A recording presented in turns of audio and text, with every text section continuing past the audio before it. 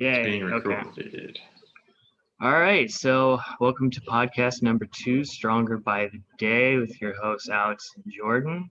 Um, so, we're going to start off today. I'm going to go over a little bit about me and my background. So, I started with weightlifting, going to the gym, and that sort of thing actually in middle school. I started playing sports when I was very little, maybe around 6 or 7. Started off with baseball, and then over the years I continued on with that. I did tack on a year of some other sports as well. I played football for a little bit, played I golfed for a little bit, played basketball. So I kind of dipped around and played in several different sports, but ultimately I always went back to baseball. I really liked baseball. Then when I got into middle school, then it started to become a lot more competitive. So I decided that, I wanted to kind of get an edge on it because I didn't really put a lot of time into anything except for just the, basic practice that you would do, in the summers and whatnot. So I mean, my mom started taking me to the gym with her just because, single mom, so she would take me with her when she went, and that was really cool because they let me in for free. And I remember, even at that time in like 7th and 8th grade, I was doing strength training without actually knowing what it was. I had Yeah. seen, I grew up seeing iron or pumping iron. So I had kind of the idea of, what a bodybuilder was and kind of what it meant to, train individual muscles, but I didn't know any of the science behind it. Um, I really enjoyed it, to be honest. I got to the point over the, coming years, I'd say probably like my sophomore year in high school. That's when I really started to realize how much I enjoyed lifting weights. And the sport side of it kind of fell off over time. I mean, I really did enjoy baseball, but there was just something about lifting that was just so satisfying. It's like every little thing that I did would reflect on me in some way, whether it was a physical sense or, my mentality would change a little bit, and everything just kind of made me feel like more secure in myself. And, that's something that I've always kind of taken with me is gym. The gym was a place that I considered like my home. I just love to be there. Yeah, it's literally in my home now. So. Yeah, I mean, it's something that just kind of grows on you. And, now that, the COVID stuff's going on and all the gyms are closed, I just feel so out of place, and Yeah. kind of sucks that I can't go and, be at this place that makes me feel good. Um, How all the gyms are closed right now. Are you doing anything right now to kind of just keep busy fitness wise, or? Not a lot, not really. Um, Last year I just kind of teetered off and just didn't really have the motivation to go back. I had taken some time off from the gym, and I just kind of got stuck in that rut of just not going. And then by the time I was like ready to start going, COVID happened and everything started shutting down. In the interim, I was doing some stuff. Obviously, I was working for the yoga company, and so I did do yoga. That really did change my perspective on it. I had always been very anti-yoga, well, not anti-yoga, but I just couldn't carry it one way or the other. So I was just kind Yeah, of it's indifferent a to hit it. and miss. It's a hit and miss for a lot of people. Helps them mentally, kind of just make them relax. So I mean, there's an effect that it has, but other things that people say might not be true. But yeah, it has, I mean, if you like it, then do it, of course. So. I think it has. Okay, so my fundamentals of learning, the science side, the way to do certain things. So I graduated high school, ended up getting a job at a gym, and I just kind of really uh, like my desire to do it, and my focus on weightlifting just got increased by being in that space all the time. And so I became really good friends with someone who would become my mentor. Um, he was a personal trainer. His background was in weightlifting and boxing. So from him, I was able to learn a ton of stuff.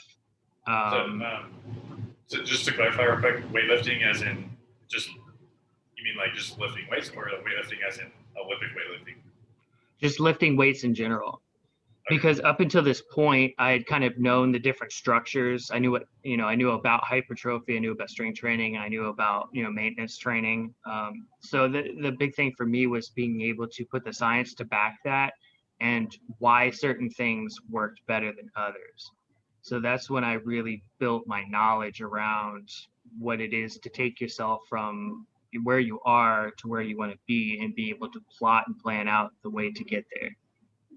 So he taught me, quite a bit because I was able to do two complete different styles of training. Because I did with him the weight training, which was more of the idea of kind of Olympic lift, and then I did some like bodybuilding style lifts. But then I took about a 6-month stint where I trained like a boxer, and it was just like night and day difference on what it was to do these different exercise regimens. And that really built like a drive that was inside of me to be able to learn more. It just kind of opened this door of like, you don't just go to the gym and do this and that's the only thing you do. It's like there's other ways that you can get to different goals. There's not just and one of the things that you hit on in your book, which we'll talk about later, is that there's no one way to get from point A to point B, because you have to take all the things about a person into thought and have to use the genetics and the drivers that work, the stimulus that work with an individual, and you have to put that into play to be able to get there. So, I was a sponge, just knowledge. And so I shadowed under him for roughly about a year. And then after that year, went with this other guy who was a Marine. And he came out with his kind of boot camp, but individualized version of like a boot camp type.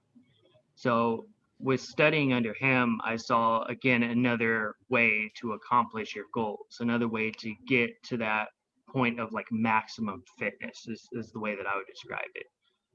Because you're not really going towards this goal of having a certain weight or a certain amount of muscle or having a certain look. It was all just about being able to move in incredible integrity, and that your muscles would function at the top of their game, and that your range of motion would be at the top of its game, so that everything that you do, you could be confident in that everything was supporting everything else, and that your cardio was there, your strength was there, and it just married together in this, wonderful adaptation of going from just a regular person to someone who has kind of like that athleticness about them, where I can go and I can play basketball and I can do well. I can go and I can golf, and I can finesse well because I have that, CNS training as well. So I mean, Right. just over the course of those like 18 months, I learned so much. And also during this time, I'm going through and I'm getting my first personal training cert, which was through AFA, which was okay. It didn't have the best training out there, but it was cheap and it was kind of enough at the time. And with everything that I was learning based against people, like even people that were like going through the training, because the one that I did was where you actually go in for a weekend and you do the course, and then Friday, Saturday you would learn about the entire textbook, and then you would basically take your test on Sunday, and it was Yeah. like so Was that? easy. Oh, okay. It was I so was gonna easy. ask if it was like an essay type thing, because I know starting Strength More Crypto's brand or whatever name is basically you go and you do the seminars and you go like a weekend camp this is uh, after you read those books, and then you go through the physical stuff, the physical tests, and you have to teach people how to do the compound movements while people or they watch you to see if you're doing it right and see if you can coach people and give them the cues and stuff. And then after that, then you take it's a test, and they say that it's similar to a master's test, like a master's to get into the master's program, or to like a final in like a master's program, which is like pretty intense. Yeah. They say that it's like 20 pages, like a 20-page paper you have to write, and then there's something else that you have to do. But it's pretty crazy that you have to do all that compared to like what you were talking about, the AFA, right? Is that Yeah. what it was? Like how it, or my thing in SCA is just, super easy, but this one is crazy. So it's just crazy. Like they're both certificates, but one is much harder to get than the Oh other one. yeah. Yeah, I mean, coming from someone that had a chance to go through two different programs, because I had the one through AFA, which I did originally just because I got it really cheap because I worked at the gym and whatnot. So I was like, I think it was only like $150 after the discount. So I was like, easy peasy. When that one was going to expire, what instead of doing the continued education courses, I just went and I ended up doing another one, which was the gym sponsored one. So that way I could actually train at the gym I was working at instead of having to go freelance. Mhm. So that one was called Premier. And as far as I know, that's like the ace of England. I don't know why they used an English one, but I can definitely tell after watching and going through everything, it was significantly harder. Yeah. The test was in two portions essentially. You would do the multi-choice one, and you'd go through that, and if you passed that, then you'd have to do a practical analysis. And essentially, you would just, I mean, the only way I can describe it is you just pick a person, a potential client out of a hat, and they would give you like an age, any injuries, the gender, what they're trying to accomplish, and then you would have to build up a regiment. And I think it was about like 10-15 minutes to come up with a regiment, and then you would just have to demonstrate each of the exercises in proper form. And then if you completed that, then you were certified. Mhm. And that one went way more in depth than the AFA one did, because this one had pretty much all the major muscle groups, minor muscle groups. You had to know pretty much all the bones. That was the big one. I didn't have to learn any of the bones for AFA. It was just basic muscle groups.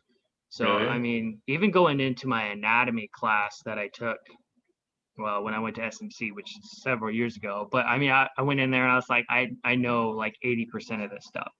So the only stuff that I actually had to learn was, like the organs and, some of the muscle tissues and stuff that you don't think about when you're doing any type of exercise.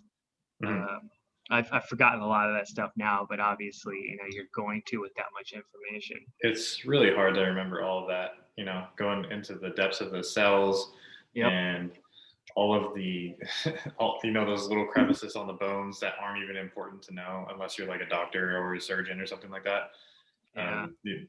What always happens is like I'll refresh my memory, or if I even take an anatomy class again, I'll learn that stuff, and then I always forget all that little stuff, and then I always end up just remembering the stuff that I've always known, or when I did learn it, is the big stuff: your leg bone, not your femur, and your quads, and your hamstrings, and all that. So it's not you kind of know to a certain point, and that's really enough, unless you're a doctor. Like if you're a trainer and you know anatomy well enough, you're fine. You don't need to go into crazy depth like you're a surgeon or something like that. That's not really even going to give you any more help anyways, because you're not going to be telling your clients, oh, I don't know, I don't even know what to say, because there's so many specific things, but you're not going to tell your client that anyways. So it's not really a big deal. Yeah, the way that I've always done it is just get the client comfortable with the general anatomy, because that not only benefits you when you're describing things out, but it also helps, I think, a lot with the mental image that a client gets. Mm-hmm. Because when you sit them down to do an exercise and they're knowledgeable enough to know the general muscles, what you can do is you can say, I want you to do this exercise, and this exercise is meant to help you with this particular muscle. So once that muscle has been activated and they know what that feels like, then they know what a good lift should feel like for that Right. muscle. Yeah, they should have And a basic understanding of the anatomy. Yeah, I agree. And so many trainers don't do that. They just say, okay, give me some push-ups. It's like, well, what is a push-up supposed to feel like? What muscles am I supposed to be activating? What Right. Yeah, they muscles have are no supposed to idea. be assisting? Yeah, and they're like, I don't know. I just lay down and just push it. And it's Well, like, I well, had that no doesn't sound very effective. yeah, I had no idea when I was first starting out, working out. My dad would have me do push-ups or whatever. I didn't really know. I mean, I knew it worked the upper body. That's why I was doing the push-ups. But I didn't actually know if it was working tricep. I didn't even know what the triceps were. I was just like, well, it's working my upper body. So I don't know. Yeah, you're like, okay, push-ups equals big or push-ups equals Bruce Lee. That's usually what the general consensus is. All I knew was that it hurt, and especially the day after. That's it. That's all I knew. Yep. Yeah, and I mean that's what I found just so cool about being able to shadow people that have been working in the industry for so long was there was just so many questions that I was able to answer, as well as formulating new questions and coming up with different, hypotheses about how to achieve certain goals, and then being able to, bounce ideas off of them. And there's just no substitute for having someone that has, such a wealth of knowledge. Because I mean, you can read Right. books and you can, look at studies and you can do all this other stuff, but there is a difference between knowledge and wisdom only comes through practice. Right. And it's also dangerous when you're first starting out and you follow the wrong person, because they can give you a lot of bad information, which kind of happened to me when I first started working out at the gym that I went to when I was beginning to start strength training. I would kind of follow the biggest person that was in there, and I'd be like, hey, what do you do? And little did I know he was probably on steroids. Now that I think about it, and so obviously he doesn't really have to do anything crazy, or he doesn't have to know what he's talking about or know anything at all to even get progress. So he was having me do all this stuff, and he was like telling me the reasons why, and I was like, okay, sure. And I basically got a lot of misinformation from him that I had to unlearn and then learn the right things. So you got to be careful who you get information from, because it can really set you back. Absolutely. And I mean, like you're hitting on there, it is such a journey to look back at all the things that I wanted to accomplish. Well, there was really only one thing that I wanted to accomplish, because I came from a background of always being on the thin side. So for me, it was always a battle to try and gain weight. I mean, when I lived back in Ohio, the most I ever weighed was like 150. And at 5'11", that's pretty lean. So for In me, it was Ohio, just such a goal. isn't that where they got all the good food, all the fatty food, the macaroni and cheese and all that I mean, we stuff? got, Isn't that where it is? well, we're the land of chili. Oh, Chile. There you go. Yeah, we're the land of chili and good barbecue as well. Yeah, So it would be easy to gain weight over there. No? you'd think so, but without a proper like diet plan, I mean, I found success when I stopped looking so much at my weightlifting and started looking more at the other sides of it, with the general idea of I want to gain weight and I should just eat more rather than less, and I should just lift more rather than less. I mean, there's just not enough specific direction to be successful unless you have, really good genetics. But since I was coming from a place of being, just thin all the time, my body wants to be thin. It likes to be thin. It doesn't want to store fat. I kind of have to blow past my initial plateau that I hit, which was every time basically at about 150. And then finally, when I sat down, I started working out numbers. I started looking at, different areas outside of lifting. It just gave me the ability. It really just gave me another tool to be able to go past my genetical plateau and say, all right, now I have goals that I can achieve. I figured out what the missing factor was in my success. Right. So that really empowered me. And now I'm up to like 185. I'm sitting at a pretty comfortable weight for me now. Like, will I ever get down to 150 again? No, because I did the hard work at the beginning and got past that initial plateau. And so my genetics still plays a factor, but it's like I can move past it whenever I hit another plateau. which I'm assuming will probably be, 195 or maybe I mean, I've never been up to 200 pounds. That's kind of my goal You'll get there. yeah. So I mean, for this year, that is my goal. December 31st, I want to see 200 pounds. I don't mind if I'm a little fatty.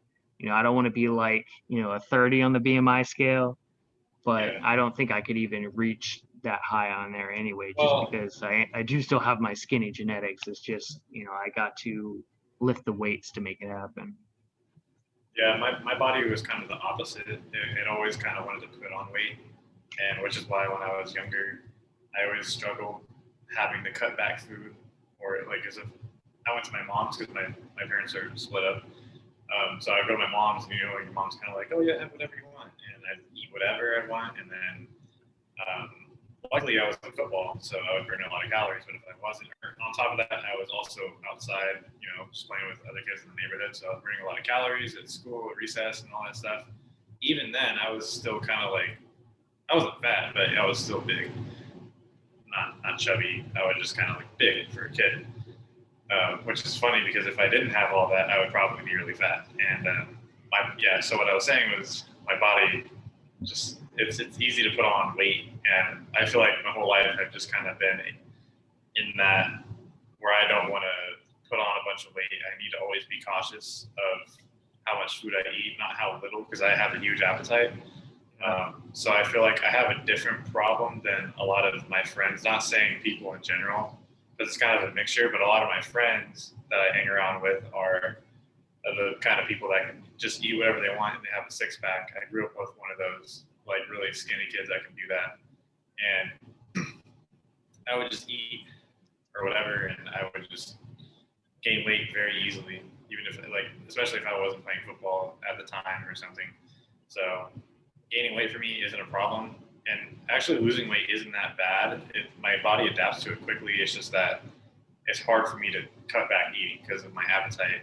And if I really wanted to gain weight, right now I'm at about 220 pounds. If I wanted to, I could get to 250 in like 2-3 months probably. If I really wanted to, if I wanted to just let my appetite just do what it wanted and not restrict, because I even restricted my appetite even though I gained weight up to 220.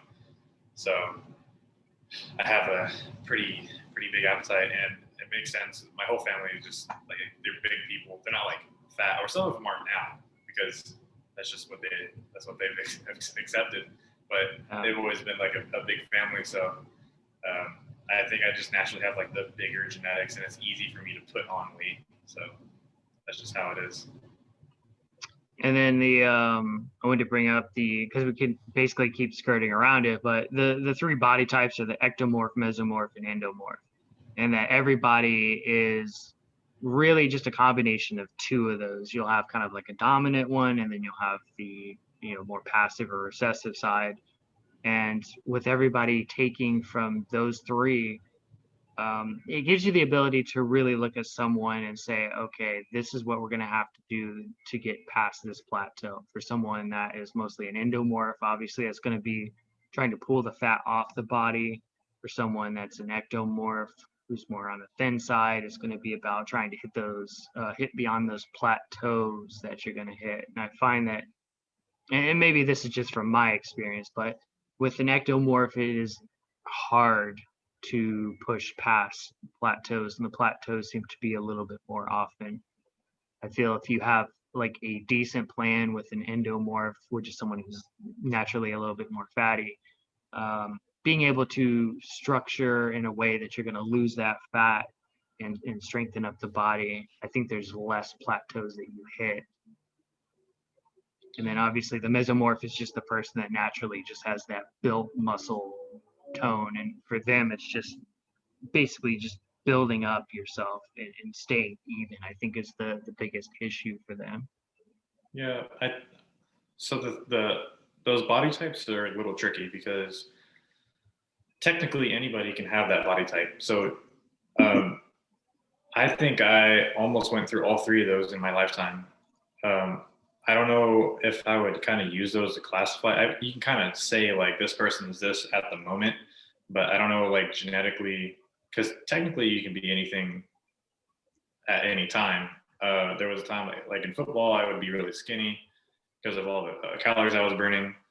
And my dad would have me go on a diet because I would get kind of fat in the off season, so I lose a lot of weight, and I would be skinnier than normal. So at that time, I would technically be called an ectomorph. And then after football season, when I was able to kind of eat a little more and just relax and just still be a little active, then I kind of bumped up to like mesomorph because it was like I'm gaining muscle now because my calories aren't being taken away from me. And then in the off season, they would kind of go up to the endomorph because I wasn't really doing much. And then I would kind of end up being like, I guess fat, not as fat as like the endomorph physique, I guess. But you can kind of say at the moment someone is that, but I don't think that really has a big impact on someone's potential to gain or lose weight. I mean, yeah, it might be a little harder for someone like the kid that I grew up with. He was, in fact, today he's still skinny. He was like one of those really skinny kids that was like, I think right now at the moment he is probably like 5'9" and he weighs like 140. So like he's kind of skinny like for his age and stuff. In high school he was even skinnier. In junior high he was even skinnier. So he was like 110 pounds, like really skinny kid. But at the same time, it's not that he can't gain weight. I think his parents would make him meals and stuff, so he had a structure that he followed. His parents were like, you eat this at this time, and he can't really increase those calories. So if you gave him, say, if he was, just a guess, if he was eating like 2,000 calories and you gave him 5,000 calories on a daily basis for an extended period of time, he would probably gain weight. I'm the like classifications of those body types, like again, you can kind of say like this is what they are right now, but it's not like really going to influence what they can do, because if you just say endomorph, you cut their calories, they're going to lose weight. If you have an ectomorph, have them eat a lot of calories, and they're obviously going to gain weight as well. So it's just kind of, I don't know if it's that necessary to use those. You can just kind of say that's where you're at right now, but I don't think it has like an impact really. I don't know. You get what I'm kind of getting at? Yeah. I think the difference between, I guess, the way that you're utilizing it and the way that I utilize it is that I'm trying to use the body types in order to discover what a person would technically be on a genetical standpoint versus how they actually look. Because you could be an endomorph and be skinny, and you could be an ectomorph and you can be, muscly. It just comes down to, your body will put on fat differently than my body will put on fat. So, Yeah. In that sense, I look at myself and, like you said, I can identify myself with each one of these types at a different time in my life, but I've always been prone to not put on fat. And that's just that ectomorphic genetical sense of my body. But I also do have a pretty easy time of putting on muscle, so that makes me a combination of ectomorph and mesomorph. Yeah. So another example I would say is, like when a kid is born, and the kid is, say after a couple months, the kid is kind of fat, or when they're a year older, like they're fat, and then people will say, oh, he's just born that way, he's just fat. Well, no, not necessarily. I think that's just the parents' fault, because they're just overfeeding him. If they didn't feed him any food, he wouldn't just look like that. So he's not born like that, Yeah. So yeah, it really just depends on, like what I say in my book. It's how many calories are you eating, calories in, calories out. If you're gaining weight, eat less. If you're losing weight, eat more. I really just think it's a routine that we fall in, that we feel comfortable with. And if we deviate from that, then it feels like the old way that we were doing it was the right way, and that's what we were supposed to do. So I guess genetically, yeah, there's probably some genetic factors that play into like easy fat gain or not, or easy muscle gain, obviously, because people with good genetics are going to gain muscle easier because they're athletes. So that has an impact slightly, but at the end of the day, it still depends a lot on nutrition and calories in, calories out. So Definitely. Yeah, and I think a lot of people fail in that sense. They, just get stuck in the old school ideas that while I still think that the old school exercise methods are very functional today, I don't think the old school mentality and food makes sense for today just because of how much we've advanced over time in our nutritional knowledge. There's just this, everyone has the same idea, like, oh, let me eat a salad, I'll lose weight. And it's not quite so simple. You have to have a balanced diet. You just need to put it at, a particular calorie count to manage yeah, your, either deficit or surplus.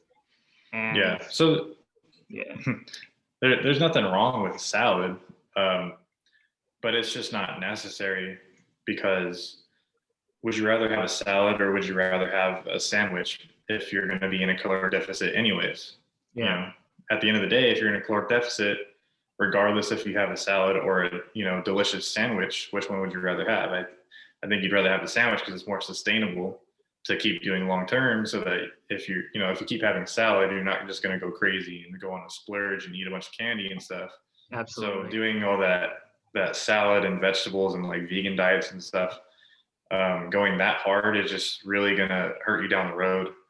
So you just need to kind of find a middle ground that you're happy with, and then just kind of working where your calories need to be so that your diet is still enjoyable. Absolutely. Yeah, it's as much a mental game as it is a physical game. You have to keep yourself well filled to feel that you're not giving up like an entire lifestyle, or you're not trying to change yourself into a completely new lifestyle. It's just you're trying to be you, but just a healthier version of you, a more fit you, a better fed you. And sleep is just as important too. You can't just go and work out, all this time in the gym throughout the entire week and only sleep like 3 hours and think that you're gonna be recovered. Yeah, And definitely not. yeah, Uh, so I mean, but you got to have each one of those pillars. It's the three pillars of food, exercise, and sleep.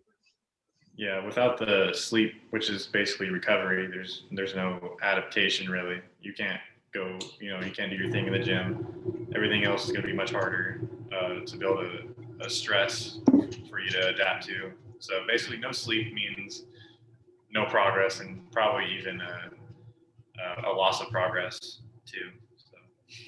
And one thing that we bring up pretty consistently that I never hear anyone else talk about is the idea of making sure that your CNS, your nervous system, gets the rest that it needs.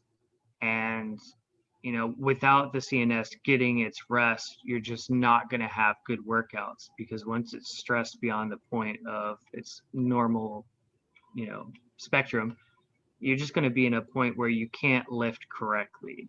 There's going to be some Yeah, sort of loss. Even if the muscle's ready to do the work, you're just not firing on all cylinders. So it's going to be a half-ass workout.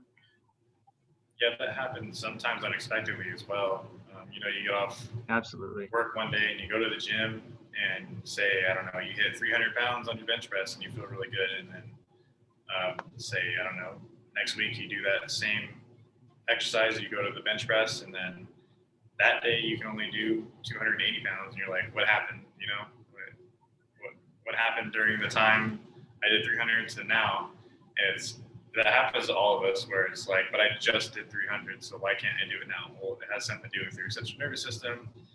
Maybe you're going too intense in your workouts, and a lot of people also don't know that stress doesn't just have to be in the gym, like for your CNS to get taxed. It can also mean Absolutely. that you're going hard in school. Maybe school is getting intense, and you're going midterms or finals. Maybe your job is stressful. Maybe you're a doctor, or maybe you're like a construction worker. Something that really, it doesn't even have to be physical. Like again, like a student, it's not physical. It's just a lot of thinking, a lot of stress on the brain, which is the central nervous system. But if you're doing a lot of that, it's taxing the central nervous system. And then when you go into your workouts, even though you feel like, oh, but I haven't done anything physical, exerting for a while, or I've been kind of saving my energy physically. So why am I not able to do this 300 pounds? But again, it's the central nervous system that was taxed. So it kind of proves to you how important your brain actually is and how powerful it is, because that's what powers your muscles. So Absolutely. And even more so than, I guess, just the firing of the nerves to move the muscles. Keeping yourself under that amount of stress is going to do stuff to you chemically, and it's going to make you just generally feel not as well. And therefore, that's going to play into it. You're going to have a higher chance of skipping the gym if you feel crappy, because your nervous system is overtaxed. Your well, body's the going to be good more thing, prone to put on fat because you're overstressed. It just, yeah, right. there's more The facets than just the physical, is what we're saying. yeah, the good thing is that, well, maybe with like any other program, like a percentage based program, definitely fuck you up if your central nervous system is taxed. Because once it gets taxed during a percentage based program, then you pretty much fucked for the rest of the program. Yeah. Which is why I think I promote. I could say we, I guess, because you like RPEs as well.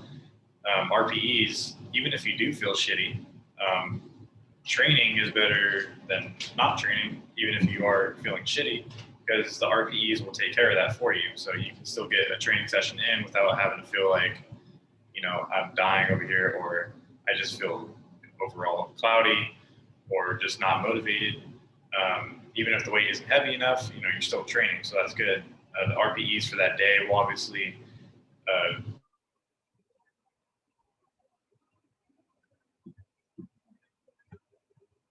Technical difficulties. oh, there we go. There we go. Okay. So right. The percentage-based program, you have to follow those percentages, and that basically just leads you to the never-ending central nervous system fatigue, when the RPEs can adjust it and make it better and kind of just make you thrive in the program. So having RPEs that's a big reason why I like using RPEs. Yeah, it's a good way to continue to stress yourself in a positive way, so that way you don't get those times where you just don't feel like doing it. You can keep the pep in your step, so to speak, so that way you're excited to go to the gym. You know that you're going to be making advancements toward whatever your goal is. It's one of the few that I think really promotes an active but healthy direction in which that you can achieve your goals. Right. But I wanted to go back. So I talked about my goal for the year. I want to hear what are you doing? What's your game plan for the year? Well, let's see. My game plan. I mean, I'm basically just going to be doing what I've been doing for the past couple months. I'm strictly strength training. I'm just trying to get the numbers on all my lifts to go up. It's not like a do or die thing where I need to get my numbers up. I don't care that much. I'm not going to stress over it. Whatever I get is what I get. Overall, I just want to get stronger and just, feel better, be better at the sports that I play. That's the main reason why I like doing this, is because of just, seeing progress. So basically my program that I've been doing like I said, the last podcast, it's not as crazy as when I first started working out, where I would do 6 days a week and have like a laundry list of exercises that I would do. Now it's much more simple. It's just 3 exercises, it's 3 compound movements a day. Earlier in the year, I just started out with it being very simple, actually. So it would be a squat, bench, or overhead press, and then a deadlift. And then I would just kind of build up from there. But now that my weights are actually getting heavier on the bar, I've already adjusted to this. So currently, I have one main compound movement that I do. I work out 3 days a week. So my main compound movement, say for Monday, would be a squat. And then the next 2 movements would be a fatigue management movement, or the 2 fatigue management movements, meaning I'm still doing the compound movements. So then I say I would do a bench press. It wouldn't be like an actual conventional bench press. It would be maybe a close grip bench press, or it would be like a 2 count pause bench press or pin press. The reason for that is to kind of manage my fatigue since my weights are getting up there in the numbers. If I did do squat, bench, deadlift every day, I would actually get taxed because of the weights that I'm using now. So the fatigue management movements, say close grip bench and all that, it allows me to use a lighter weight because I'm either, posting my grip, I'm using different muscle groups, or I'm making it harder so that it can't go up in weight as much as I would on the regular lift. So the squat is normal in the beginning. So I do that first, and then I might do like a close grip bench or whatever. And then my last movement, say deadlift. Obviously, for that day, I wouldn't actually do the deadlift, the conventional deadlift. I might do a deficit deadlift. I might do a 2 count pause deadlift at the bottom. I might even do a power clean because it's still a pull, and it's allowing me to use a lighter weight. So that's basically a Monday. And then on Wednesday, it would just kind of switch. It would be, say, an overhead press, and then my squat would be a 2 count pause squat. And then to get a pull in, I would do barbell rows or another variation of a deadlift, and it would kind of continue like that on Friday. And Friday would kind of emphasize the deadlift, and I would kind of keep doing that. And basically, the volume on my training blocks, I'd start lower, anywhere from the about 4 to 8 rep range. And usually, when I start a new training block, when I'm trying to incorporate more volume, I'll start light. I'll start with a lower volume, around 6, maybe 8 reps for the first week or whatever, and then as the weeks go on, I'll add a set to each of my exercises, and then I'll slowly taper the reps down to like 5 or so, just to kind of lift a little bit heavier weights, because I've been accumulating volume or stress over that time period, but I'm still increasing the sets, so I'm still actually adding stress for the volume over time as well. So that's basically how that goes. It's very simple compound movements, just variations of the different compound movements, and I'm just adding overall volume to my regimen to keep progress going, because that's really where the results come, is in the volume based training blocks, because that's where you build muscle and you stimulate hypertrophy and all that good stuff. It's not, people think that training for strength, where you do 1 to 5 reps, is where you gain strength, when really it isn't, because you're not actually gaining muscle. All you're really doing is adjusting your nervous system to the heavier weight. Yeah. If you train in the 1 to 5, or I should say 1 to 4, because 5 is fine. If you train in the 1 to 4 or 1 to 3 rep range all the time, you're really just taxing on your nervous system. Like, yes, at the beginning, you're going to adjust to those heavier weights because they're new to you. But if you keep doing it for a long period of time, you're obviously just going to tax your nervous system out. So for the majority of the time, I stick with my a bit higher rep ranges, because it allows me to build muscle, and I get more efficient with the movement with more practice. And over time, that's just how you do it. You build muscle, and then it preps you for your strength training or your testing, when you're doing the 1 to 3 rep ranges. And then when you get to the 1 to 3 rep ranges, obviously you get more technical with your movements in those rep ranges, because you're using heavier weights. But again, you're more prepped for that because you built your muscle in the volume block going into the intensity block. And that's what I do. I kind of alternate. So I go to volume for a while, and then I go to intensity when I feel like I'm ready. And then I kind of test. But even when I test, I'm not actually going to RPE 10. I'm always staying around RPE 8 or 9. So that even when I am technically testing for my singles, I'm not actually, exploding my CNS. So I'm still fresh. So yeah, that's basically what I do. Kind of alternate volume and intensity over the months. And I, mainly you gotta always make sure you're doing more volume so that you can get bigger and stronger and be ready for your actual, strength testing and all that. So yeah. And it's really good that you bring that up, because it is important that people have this more, I guess, specific goal in mind.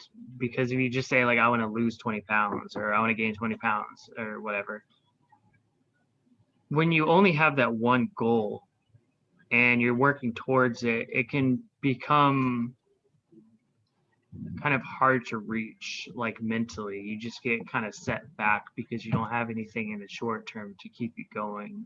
You know, it just is human nature. We need to be able to achieve these goals on a shorter term period. So when you have something like a deadlift or a bench or a squat or some other like major movement, that you have kind of this short term goal that you want to hit, and then you also have that grander long-term goal.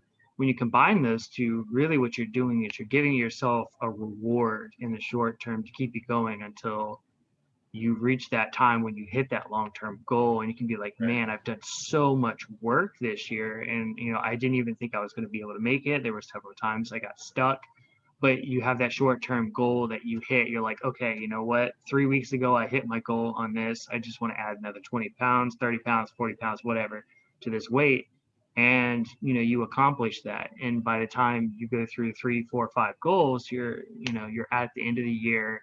You have a lot to celebrate in that you've accomplished so much over the short term, so much over the long term, and then you give yourself a good set of structure that realistically, you can translate that to almost any facet of life, even on a corporate or financial level, you can do it, job, the way you eat. I mean, everything needs to have these short-term and long-term goals. So that way you have that overarching story that you're working toward the finale, but they also have to have chapters. You just don't have one long ass book.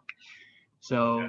So, understanding that and applying that to your workout and other facets of life, I think it just really drives good behaviors and rewards you too, because it's your hard work that's getting you there. There's no one else that's going to lift the weight for you. There's no one else that's going to feed you. There's no one else that's going to, take care of your financial problems. You have to be the driving factor, and only you could be successful with your hard work.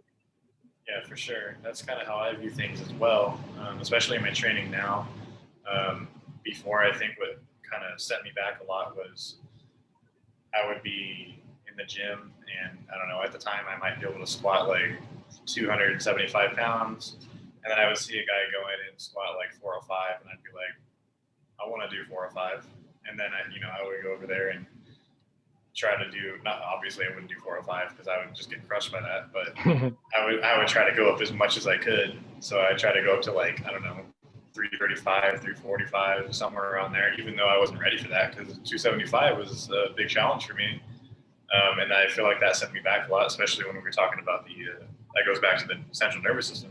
That didn't do any good for me. That didn't get me stronger, especially because I would only do like one rep of that, maybe Yeah. like a quarter rep or a sloppy, inefficient rep.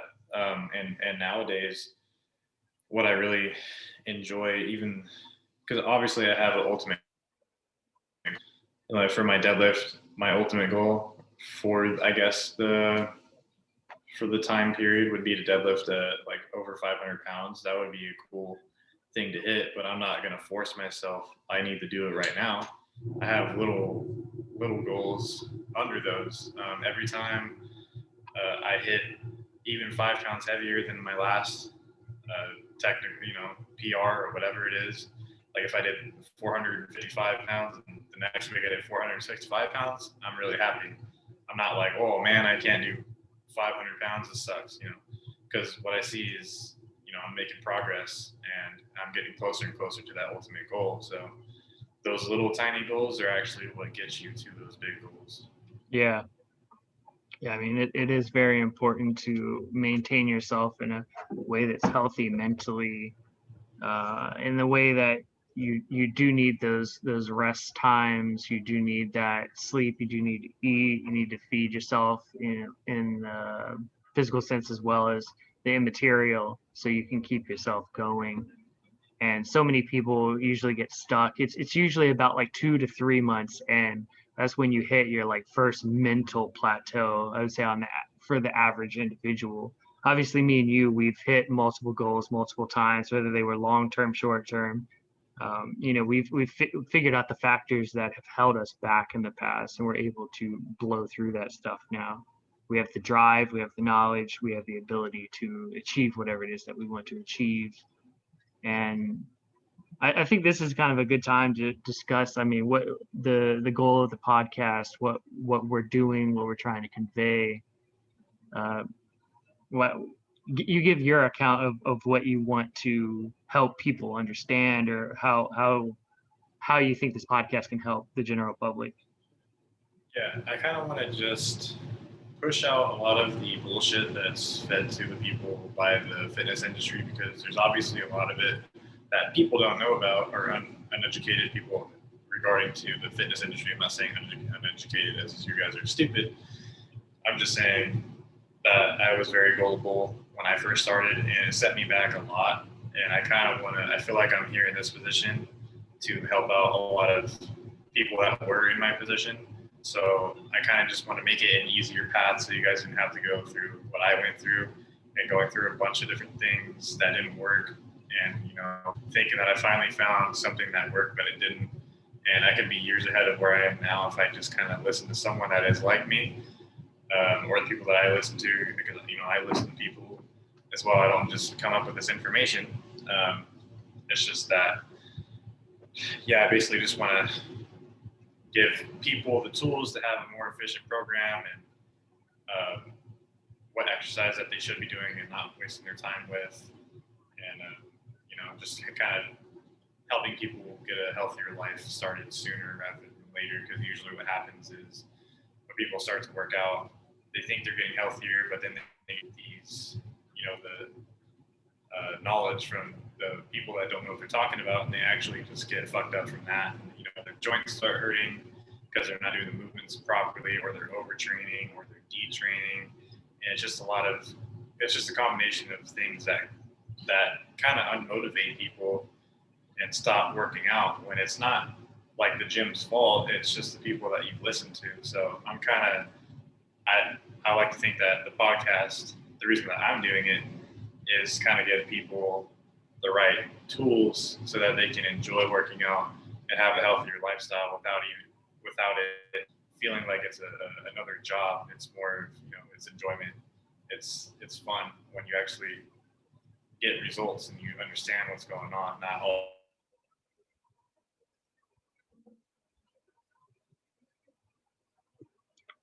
More internet difficulties.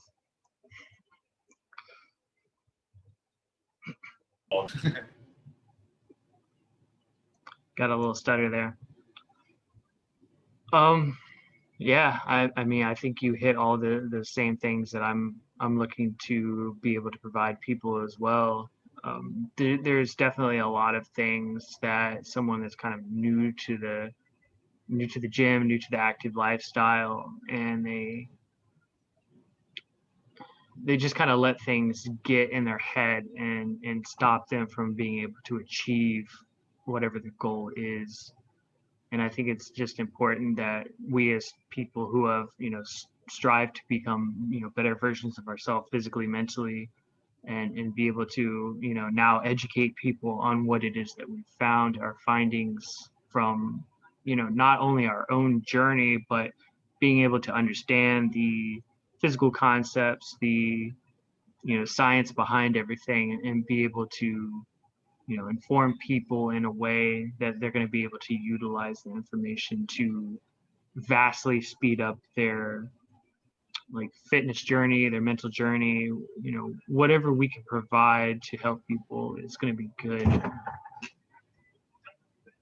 I think that we have different backgrounds in the individual goals that we've had. So I think between us, we just have so much experience, both reaching our own goals and pushing past the bullshit, pushing past our own physical limits. And there's just so much information. We're not trying to really overwhelm people with it. We're just trying to bring forth a general understanding that people can utilize, so that way they can keep going. Yeah, just trying to keep things simple and just trying to bring forth the best education possible through, just discussion.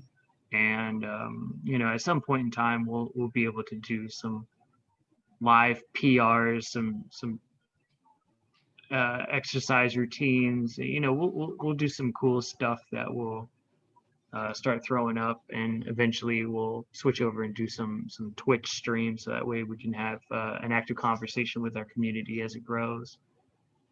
I think that's really when it'll start to take off, because then we'll be able to address those things that people get stuck with, because while we have a lot of experience between us, we aren't everyone's experience, but between us we do have the tools, I think, in order to help people blow through their personal plateaus, and just anything that stands in the way between them and success. So I think that'll be really cool once we're able to do that. But for now, we just do these educational discussions between us, and just hope that you learn even one small thing from each one of these podcasts, because I think it's definitely applicable to so many facets of life. Right. And speaking on the experience, experience is obviously a good thing, but not all the time. There's a lot of the old heads that go to the gym that think they know everything. Like, those 50-year-old people that are like, back in my day, I could do this and that, and I did it by doing this, and blah, blah, blah. It's just a bunch of bullshit.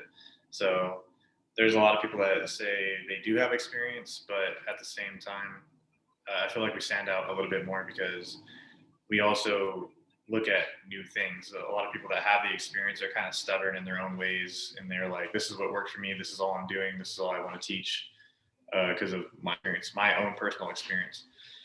For us, it's different because we're always looking at new things. We're always looking at new studies, what works best. We're not just nailed down to this is what works, this is what I did, this is what's going to work for everybody, because that's not how it works. There's things that are established that work better than others, which obviously we definitely will use. We're always going to use the best methods to get the job done, basically. And what I think is really cool about this is it's giving people the opportunity to kind of get to know you, get to know me, and so they'll have a general understanding of who we are, our principles, our values, our ethics in our work, and why it is that we are so passionate about fitness and why we want to help people reach their goals. Because in regard to someone who's kind of fresh to the gym, I think it is very responsible of the individual to go and get a personal trainer, if at least just for like the first like 3 to 6 months, just so you get a foundation of good form, good lifts, just a way to break down your goal into a position that you're going to be able to achieve it. And you don't really have an opportunity to get to know a personal trainer unless you hire them. And it's like, I already have to give you money. And what if I don't like you? What if we don't vibe or whatever? But see, this is so cool because now a person gets to know you, and then they can go through your website, and then they can hire you, and you can individualize something for them. So they know that the person that is, there for them isn't there just for money. They're there to help you actually achieve these goals and be able to, formulate a plan in order to get there. Right. Yeah, I agree. What you were saying about the client being, what was the word that you used? I guess responsible. To get a trainer. That's great on there. The reason this also goes back to the reason why we do the podcast, or why I said I do the podcast, because I feel like it's my job to give people what they need or what they want, and to give them, results to make them feel better. Because I feel like the fitness industry kind of fails them, because it is responsible on their part to get a trainer. That's a good thing that you should do, because it gets you, ahead of a lot of people that you're starting with. You would think that it's going to get you ahead of people, but the fitness industry kind of fails you because it's very money hungry, and it kind of hires people within those commercial gyms that just want money, and they kind of get those low tier trainers, and then you really don't learn much, or you don't go get ahead of anything, or you might even regress because they're teaching you a bunch of dumb stuff. You know, you might get a trainer that, I'm not saying that they're all bad. I'm just saying if you go to the gym, maybe one of the trainers are good, and you get one, and he's focusing on all the right lifts and programs correctly, and you're getting results. And the other trainers there, they might have you on a stability ball and doing a bunch of goofy shit that isn't going to get you anywhere. So it's really like a hit and miss. And again, I feel like it's my job to give people the right information to have them, you know, make progress and not, you know, fall in the trap. Yeah, I mean, the worst thing that could happen is an individual goes into the gym. They don't have a lot of knowledge. They just try and watch a couple of YouTube videos or whatever. And I mean, there are some good ones out there, but you go in, you try something, you're not exactly sure how it's supposed to feel. Like one of my examples earlier was talking about, training the client on how it is supposed to feel when you do a particular exercise. Like, here's this muscle, this is what it feels like. I'm going to give you an exercise that really represents the flex of this individual muscle. So you always know when you're supposed to be working that muscle, how it's supposed to feel. And a lot of personal trainers that you just go into like Gold's Gym or something, you go hire them up. I mean, they're going to tell you what to do. They're not going to tell you necessarily why you're doing it or the reason that this is more effective than something else for your particular goal. It just, I feel like the fitness industry is probably like 80% bullshit and 20% truth. I think it's like 90, 95, 10, or 90, 95, 5 sometimes. Like, there's a lot of bad people that really, if you go on Instagram, if you go on YouTube, there's so many people that think they know what they're doing, and they have no clue at all, and then they just fuck people up. And then they wonder why, America is like #1 for obesity and all that, because, I mean, I'm not saying that's because of the trainer's fault. That could be, that's their own personal problem, but it could play a factor. Maybe people have been let down by a lot of trainers, something like that. That could play a factor. There's a possibility for that. But, at the end of the day, it's still their personal problem. They need to eat less and, take care of their body, but that definitely doesn't help. Yeah, I mean, I think it's rare. Like, one question when you go and you talk to people who are like potential doctors, you ask them, well, why do you want to be a doctor? And 9 times out of 10, they'll say, because I want to help people. That should be the same answer that's given in our job title too. As a personal trainer, what should I want to do? I should want to help people. I want to help them with the knowledge that I have, be able to reach their fitness goals. And, most of the time people just get into it because it really is an easy job market to get into. You could take a course on the weekend and have your certification, and it just doesn't provide the necessary, like I said, you can have the knowledge, but you don't know how to apply it. Yeah. We kind of get mixed in. So there's the people that actually want to help, and then there's the people that just want to make money. And I feel like that's where the percentages come in. It's like 90% of them want to make money and 10% of them want to help. Because it's an easy way to make money.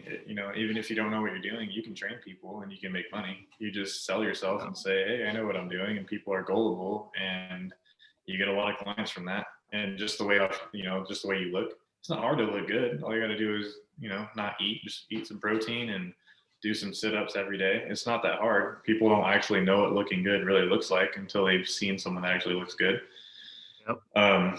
So people kind of fall into those people that have a six-pack and they're like, oh, they're fitness experts, and they take advice from them. So yeah, it's an easy way to make money. But it's not easy to be a good trainer. So yeah. And I mean, looking back on when I first started getting into personal training, I felt like I had a pretty solid amount of knowledge that I was able to draw from because I had done the shadowing for so long before I decided to jump in and start training. And it gave me an opportunity to work with people on a level of, okay, where was it that I started? What did I learn that helped me? And how good I felt when I achieved my when I accomplished my personal goals. I wanted to be able to give that to each of my clients and say, this was your goal. I helped you to get here. And that feels awesome for me. And I know you feel awesome about it too.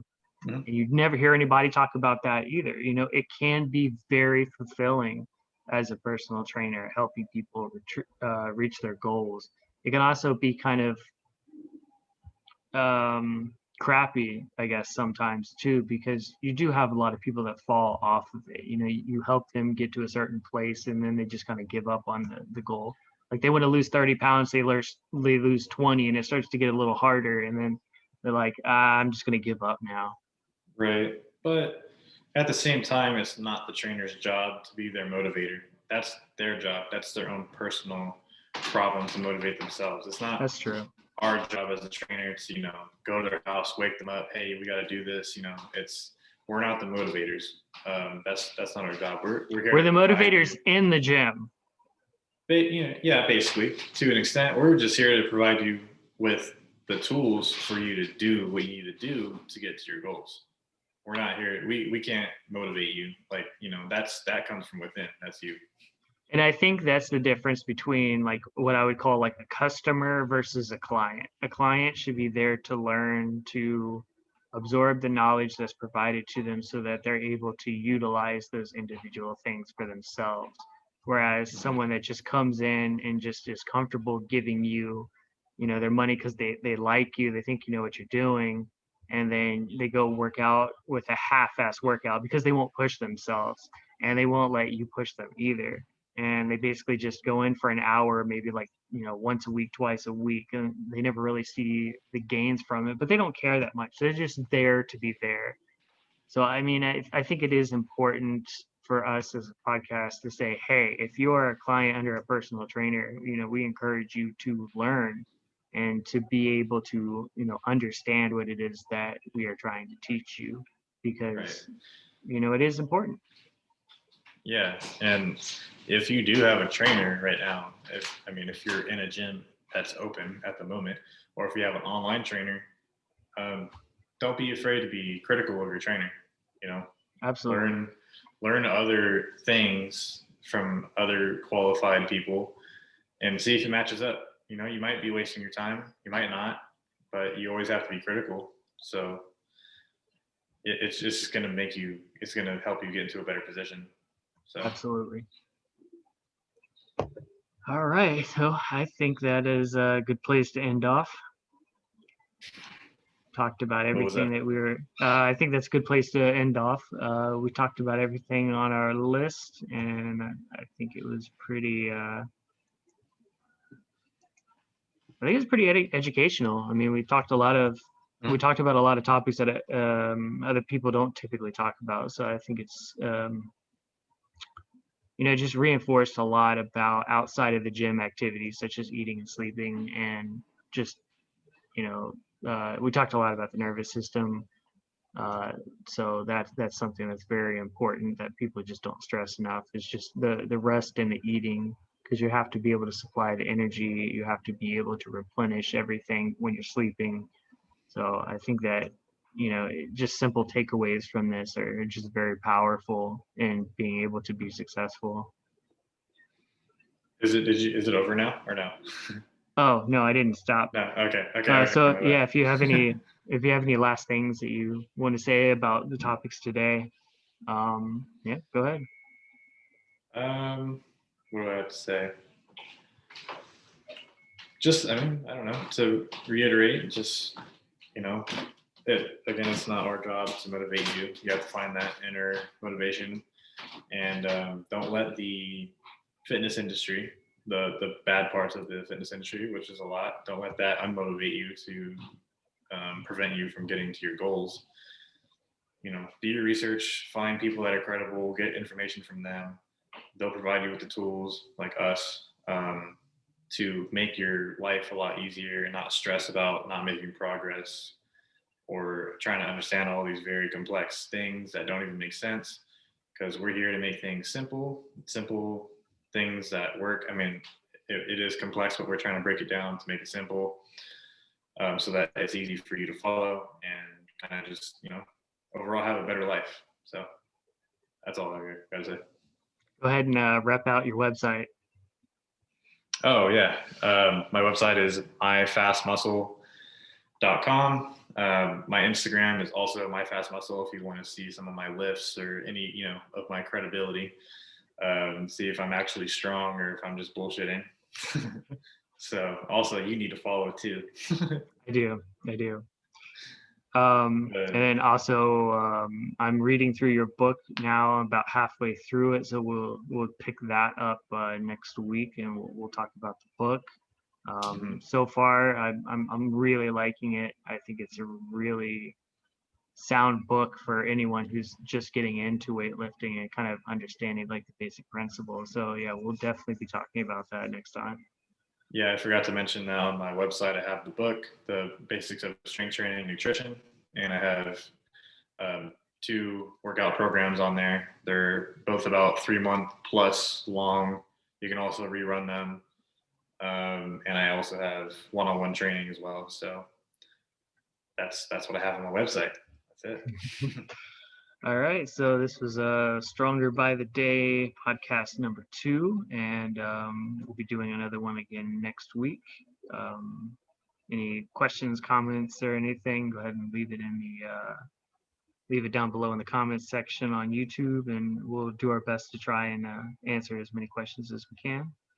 And that's it. So we'll see you guys next week. Thank you, viewers.